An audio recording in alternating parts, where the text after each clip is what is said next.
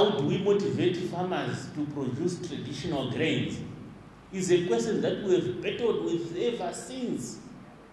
Those that were young are now old. We are still talking about how can we motivate the farmers to produce traditional grains. How can we ensure that the processing space is invaded by traditional grains, is a question we are still talking about. Many years later, or for many years, we still wish that our industries can offtake traditional grains. But maybe it just shows that we need to change the way we think.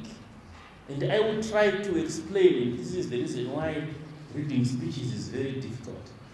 I will try to explain what I believe will help us change the way we look at the traditional grains discourse. And we know the challenge. We are faced with climate change on the one hand, or climate variability on the one hand. We are faced with farmer perceptions and consumer preference on the other hand. And those things, we must ensure that we bring them together to find a solution. But first, we must admit that traditional grains are the way to go. And that is the gospel we must preach everywhere we are, to say the traditional grains are the way to go with the climate that we have in Zimbabwe. In 2020, the academics and researchers admitted that the agro-ecological regions were outdated on account of climate change. So they admitted, and some of them, I'm happy to say that they are here, who got tired of using an old map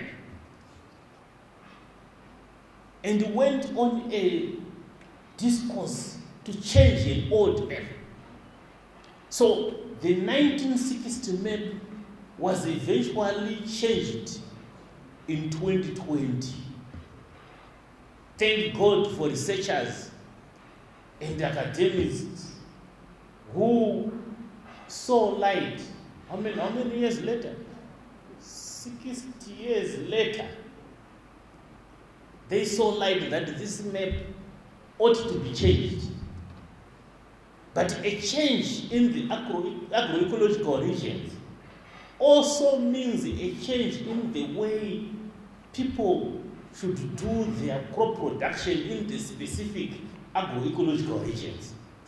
We need to upscale our thinking to say that even when it's dry, we need much more than just talk of traditional grains. We must now translate the talk into action, change our research agenda, and say, so how do we do it? If it means that we go into every village, and we know that there are 1,035 villages, wards, in regions 4 and 5. I don't know how many villages are in those wards. But if we go into those 1,035 wards and ensure that there is a big demo plot of traditional grains in that ward, we will achieve much more than researching and saying we have seed in our gene bank, we have varieties in our gene pool. A farmer doesn't know what a gene pool is or what a gene is. A farmer doesn't care about your gene bank. That's why a farmer will get to plant anything that comes green or red in a bag. They will plant it. They don't care about shumba, what. They will plant what comes.